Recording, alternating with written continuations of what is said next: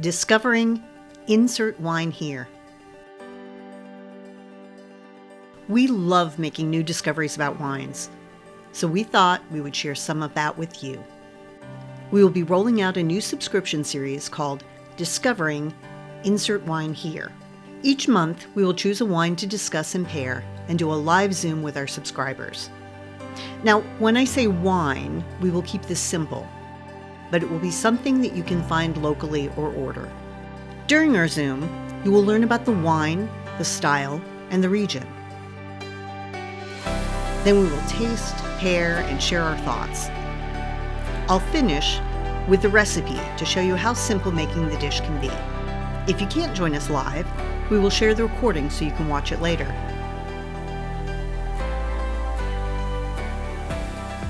Discovering Insert Wine Here.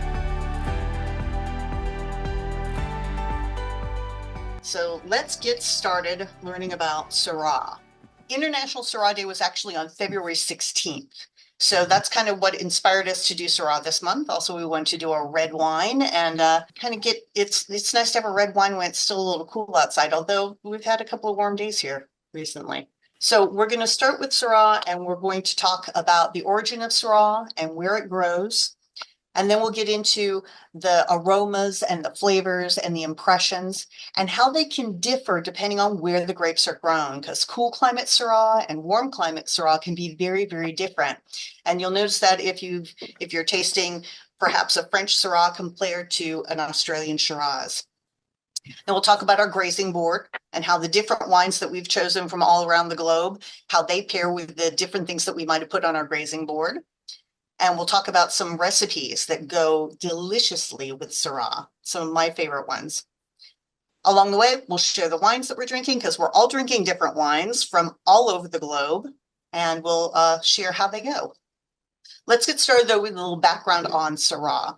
So Syrah is mostly known from the Rhone Valley. The Crozes Hermitage Vineyard, which is in the northern part of the Rhone Valley. This is a picture, a map of France, and you can see there in yellow where the Rhone Valley is. So everything that's in yellow is the Rhone Valley.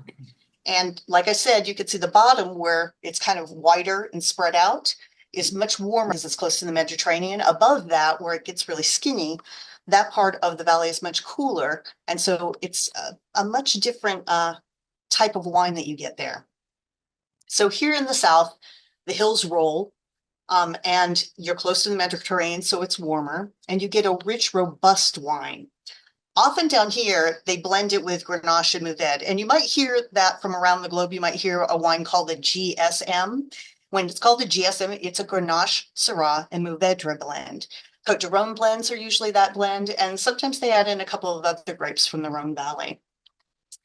This is a picture of the Châteauneuf-du-Pape vineyard, which is in the southern Rhone.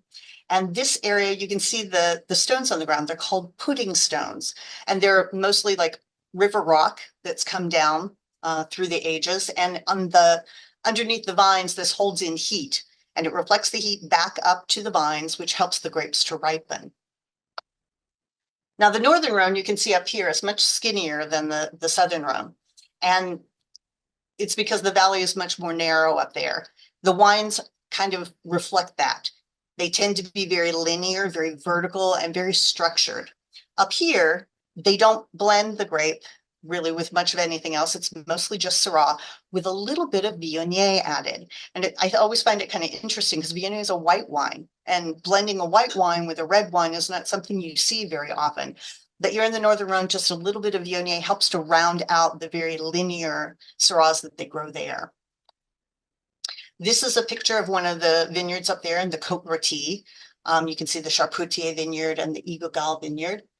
They grow, the wines here are very, very structured, and they're really expensive. So they're some of the finest wines on the planet, but they do kind of command top dollar.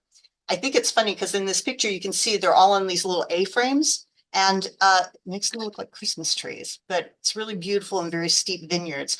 And Côte Rôtie in French actually means roasted slope. And that's because this is a steep slope and it gets lots and lots of sunshine. So they call it the roasted slope. All the way on the other side of the globe in Australia, they make Syrah also, but there they call it Shiraz. And as we said earlier, we don't know exactly what the story is on that, but that's what it's known as. And in the warmer climate that they have there in Australia, the wines tend to be more bold, bigger and more generous. Also, sometimes higher in alcohol too. The picture behind this is actually of the Scarborough Vineyard in the Hunter Valley. They grow Shiraz there, but you'll find it a lot too in the southern part, McLaren Vale. If you have an Australian Shiraz, you might have one from McLaren Vale. But this is the Scarborough Vineyard. Michael and I visited there a few years ago, and it's the Brokeback Mountains chains in the background.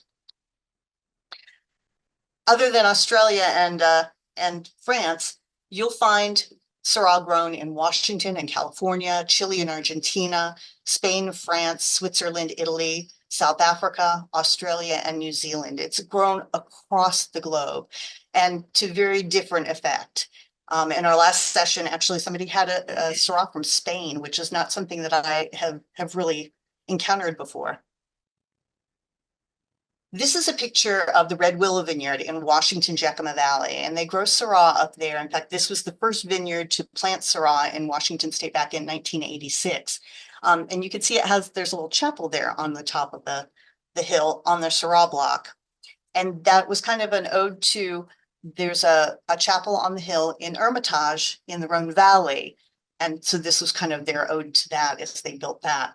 Michael and I spent an evening up there with the owner, Mike Sauer and his son John, watching sunset from up there at the chapel, and it was absolutely stunning with the valley around us. So it's a beautiful place, and they're salt of the earth people.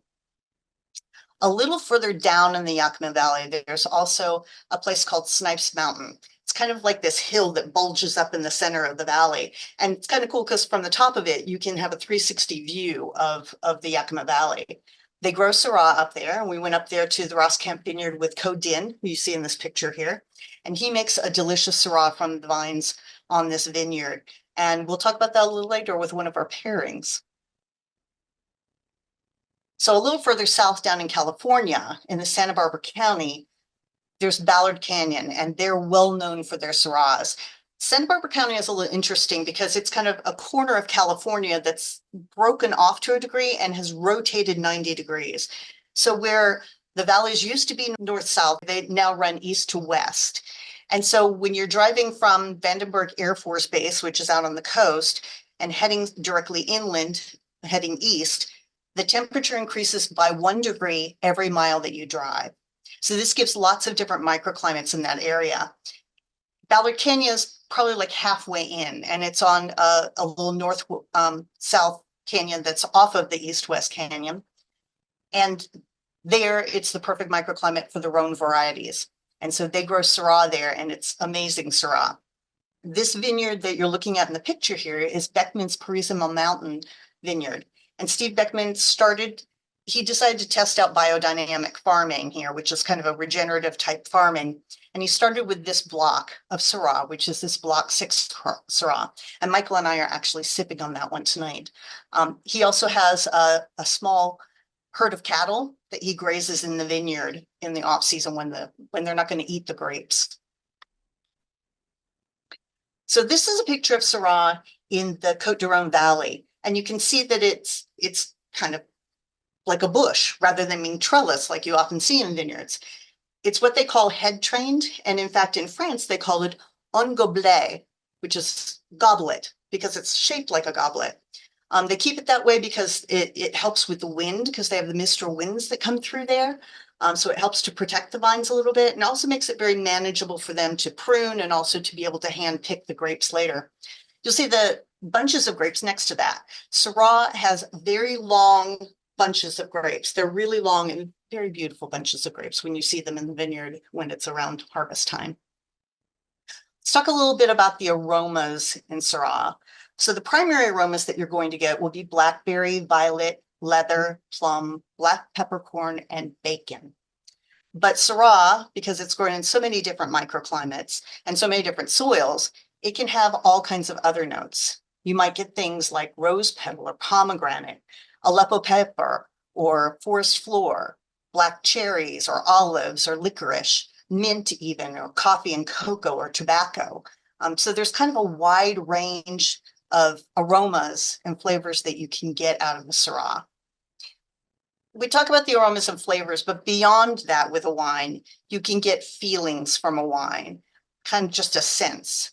And one of the things that I find with Syrah is I find it's a very moody type of grape. And it reminds me of rainy nights or jazz or blues music. So I find it kind of interesting that way. It's kind of got that depth to it. A couple of other things it reminds me of.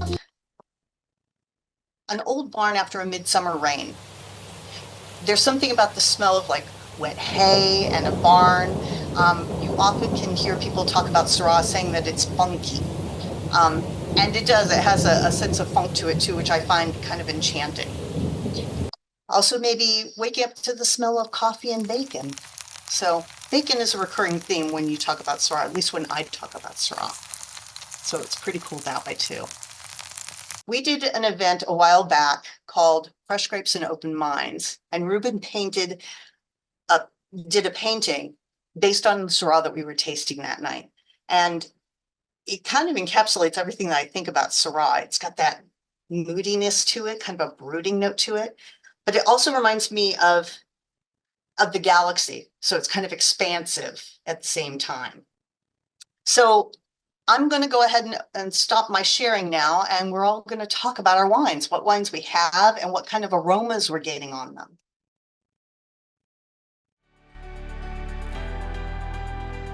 As we are fine-tuning the subscription details for the next couple months, we invite you to join us for free. If you're interested in joining us, email me at robin@42aspens.com and I'll send you the details.